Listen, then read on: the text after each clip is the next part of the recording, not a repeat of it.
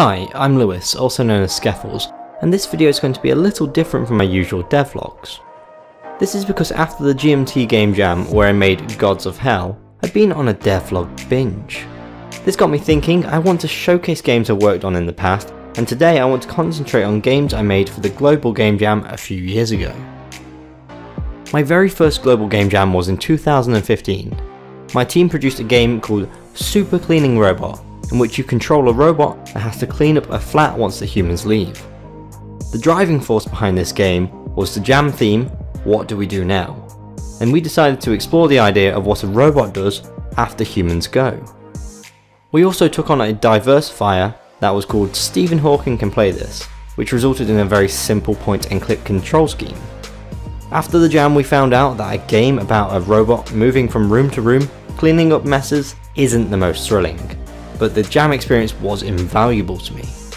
I went to the jam as a student because my course lead thought it would be a great jumping off point for a team project. As such, there are about 5 teams from my course there, a few other teams linked to the university, and a couple of local teams. This created a very friendly and creative atmosphere in which we all learned, played and tested our games together. The game was created in Unity, which none of my team had any experience in. However, we were all fairly competent programmers, so we managed to learn during the jam. My main role was creating small sprites and animations because back then I was pretty good at using the Game Maker sprite editor. I also rounded up all the team assets to finalise the game because we had problems with GitHub and ended up using a USB stick to share files. After the jam was over, we had to continue working on the game to show off our software lifecycle skills. This took us a little bit of time to realise, but we managed to get ourselves into gear and use an agile methodology to expand on the game. In the end we created 2 additional levels, a new type of mess which would slow you down, and a scoring system, which I distinctly remember our course mates competing to get the best scores in. Fast forward to a year later in 2016. I was on placement year at a local software development company, and I decided to enter the same game jam with my housemates and some colleagues. This time we created Ritual, a game in which you perform rituals. This was because the theme of the jam was ritual. I think we thought we were the smartest guys on the planet. Similar to the previous year, this game wasn't the most thrilling, however the jam was another fantastic experience. The first thing to note in this game is that the art is so much better than the previous year.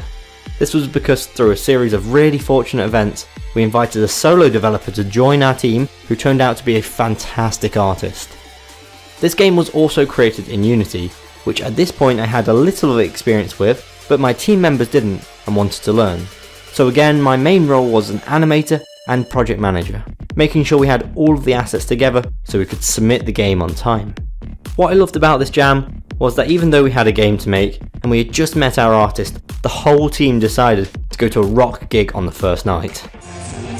This was my first gig and I absolutely loved it. The weekends of both of these jams were so memorable and fun. I got to make and play games, bond with friends and make new friends.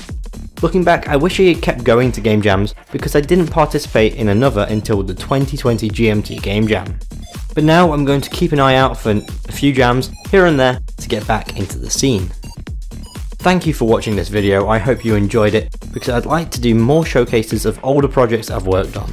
Leave the video a like to let me know you did, comment to give me feedback and subscribe for more game development content. Thank you and goodbye.